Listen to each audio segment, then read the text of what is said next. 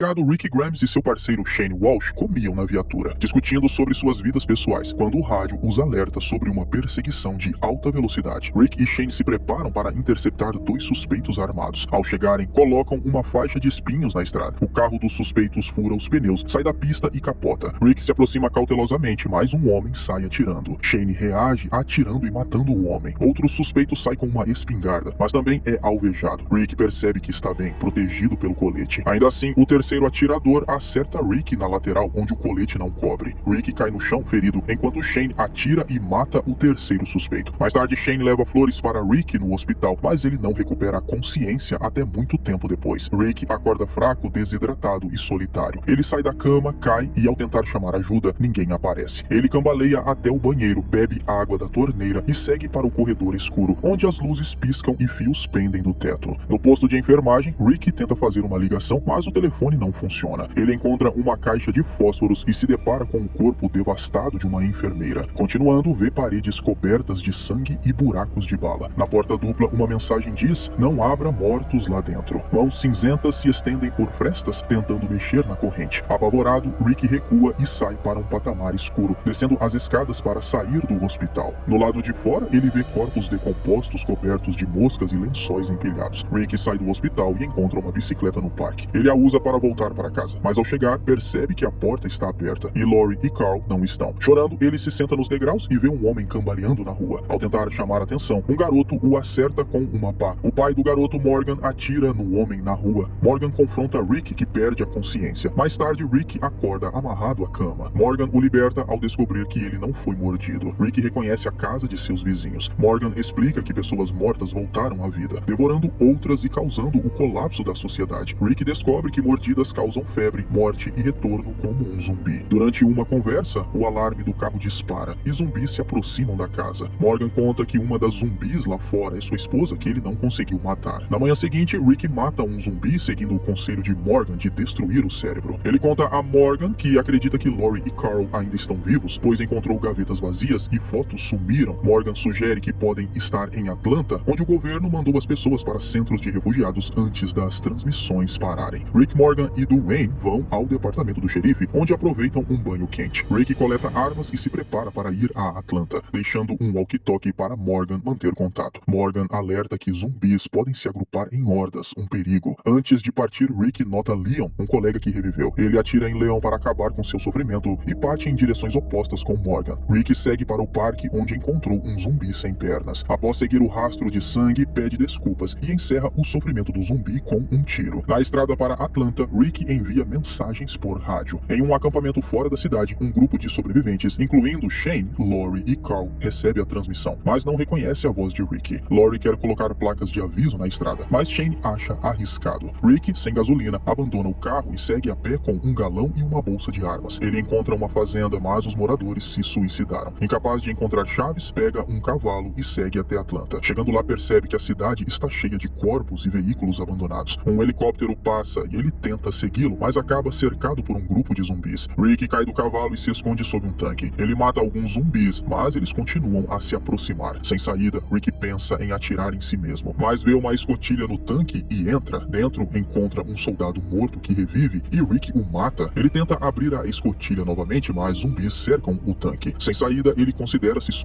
mas uma voz pelo rádio o interrompe, o chamando de idiota, pois existe uma saída. Em um acampamento perto de Atlanta, sobreviventes realizam tarefas variadas. No telhado de um trailer, Dale observa o perímetro, enquanto Amy despeja cogumelos em uma tigela que Lori segura perto da fogueira. Lori se afasta para buscar mais cogumelos e diz a Carl para ficar onde Dale possa vê-lo. Lori caminha pela floresta, inquieta com sons ao redor. Na floresta, Lori é subitamente agarrada por Shane, que a segura no chão. Eles se beijam e se envolvem. Em Atlanta, trancado em um tanque militar, Rick recebe instruções de um jovem pelo rádio, que o aconselha a correr enquanto os zumbis estão distraídos. Rick pergunta se ele vê sua bolsa de armas, mas é informado de que isso não é possível. Rick pega uma granada e uma pá e se prepara para enfrentar os zumbis do lado de fora. Rick sai pela escotilha do tanque, despacha um zumbi com a pá e corre para um beco, onde encontra um jovem que se revela Glenn, o mesmo do rádio. Eles sobem uma escada até o telhado, onde param para recuperar o fôlego. Rick agradece Glenn por salvar sua vida. Descendo para o beco, encontra encontram 2 zumbis, Glenn chama seu grupo e 2 pessoas com armadura surgem e eliminam os zumbis, abrindo caminho para o grupo entrar no prédio. Dentro da loja, Andrea aponta uma arma para Rick, furiosa com sua imprudência. Morales informa a Rick que os tiros atraíram uma horda de zumbis para a loja. A horda tenta entrar pelo vidro. O grupo pergunta o que Rick estava fazendo na rua. Ele explica que estava tentando sinalizar um helicóptero, mas o grupo sugere que poderia ter sido uma alucinação. T-Dog tenta fazer contato por rádio com outro grupo sem sucesso. De repente, ouvem tiros do telhado e correm para ver o que acontece. No telhado, Merle dispara contra os zumbis na rua com um rifle. Morales e T-Dog o repreendem por atrair mais zumbis e desperdiçar balas. Merle os insulta e soca T-Dog antes de declarar-se o novo líder do grupo. Rick o surpreende, acertando-o com o rifle e algemando-o a um cano. Ao revistar Merle, Rick encontra drogas e joga o pacote do telhado, provocando a fúria de Merle. Morales informa a Rick que não há zona segura em Atlanta, mas que eles são parte de um grupo maior nos arredores da cidade. Como as ruas estão infestadas, Jack sugere usar o acesso aos esgotos para escapar. T-Dog fica para vigiar Merle enquanto o grupo desce. No porão, Rick e Andrea se oferecem para ficar na loja, enquanto os outros vão explorar o esgoto em busca de uma saída. No telhado, Merle tenta convencer T-Dog a soltá-lo, mas sem sucesso. Glenn e Morales avançam pelo esgoto até uma grade metálica e discutem a possibilidade de cortá-la, mas encontram um zumbi devorando um rato. Na loja, Andrea encontra um colar de sereia e decide levá-lo para a irmã, já que seu aniversário está próximo. Glenn, Morales e Jack retornam ao telhado, relatando que os esgotos não são seguros. Rick avista um caminhão-baú próximo e, ao discutirem um plano para passar pelos zumbis, tem uma ideia ao notar o cheiro dos mortos. Rick usa um corpo de zumbi para esfregar entranhas sobre si e Glenn, camuflando o cheiro para que consigam passar despercebidos. T-Dog, Morales, Andrea e Jack assistem do telhado. No acampamento, Amy se preocupa com a irmã e com o grupo, enquanto Dale a acalma, dizendo que se preocupar não ajuda. Enquanto isso, Lori lava roupas e Shane ensina Carl a fazer nós. O rádio chia e a voz confusa de T-Dog relata que estão cercados na loja. Dale tenta responder, mas só ouve silêncio. Amy insiste que devem resgatar o grupo, mas Shane a proíbe de mandar mais pessoas para Atlanta, considerando muito perigoso. Isso leva a uma discussão entre Amy e Shane. De volta a Atlanta, Rick e Glenn avançam disfarçados na multidão de zumbis, até que começa a chover forte e o disfarce começa a se desfazer. Um zumbi os detecta como humanos e Rick o elimina com seu machado. Os outros zumbis percebem e começam a persegui-los. Rick e Glenn correm em direção ao caminhão, enfrentando zumbis pelo caminho. No telhado, o grupo observa enquanto Rick e Glenn conseguem passar pela cerca e alcançar o caminhão. Escapando por pouco, Rick pede a Glenn para avisar o grupo pelo rádio para preparar o resgate. Ele vê um carro esportivo e o usa para chamar a atenção dos zumbis, quebrando o vidro e acionando o alarme. O grupo desce apressado, sem se preocupar em soltar Merle. T-Dog tenta ajudá-lo, mas deixa cair a chave no ralo e acaba deixando Merle preso. Fora da doca de carga com os zumbis atraídos pelo alarme, Rick dirige o caminhão até o grupo, que entra rapidamente para fugir. No caminho, T-Dog admite ter deixado Merle preso e o grupo segue em silêncio. Andrea pergunta por Glenn e vemos Glenn dirigindo o carro esportivo vermelho para longe de Atlanta. No telhado da loja, Merle Dixon, algemado e delirante, conversa sozinho sobre um incidente violento do passado. De repente, volta à realidade e entra em pânico quando os zumbis batem na porta trancada. Desesperado, tenta se soltar, reza por perdão e vê uma serra na caixa de ferramentas virada. Determinado, tira o cinto e tenta pegar a serra, que está fora de alcance. Na estrada, Rick dirige de volta ao acampamento, enquanto Morales diz para ele não se culpar por ter deixado Merle, afirmando que ninguém sentirá falta dele, exceto o irmão Daryl. Rick ouve em silêncio. No acampamento, Lori corta o cabelo de Carl, enquanto Shane promete pegar sapos no lago para comer as pernas. Lori se enoja, mas Shane diz que ela vai gostar. O momento é interrompido pelo alarme do carro de Glenn. Amy corre até Glenn e pergunta sobre Andrea. Dale diz a Glenn para desligar o alarme antes que zumbis ouçam. Jim desliga o alarme enquanto Amy continua perguntando. Glenn diz que todos estão bem, exceto Merle. Shane o repreende por chamar atenção ao acampamento. O furgão chega e Andrea e Amy se reencontram emocionadas. Morales e família observam antes de Carl ficar emocionado e Lori o leva para longe. Shane observa com simpatia. Shane pergunta a Glenn como escaparam da cidade e Glenn responde que um cara novo ajudou. Morales acrescenta que ele é policial e apresenta Rick ao grupo. Rick sai do furgão e reconhece Shane. Os dois trocam olhares surpresos e Carl corre para os braços de Rick.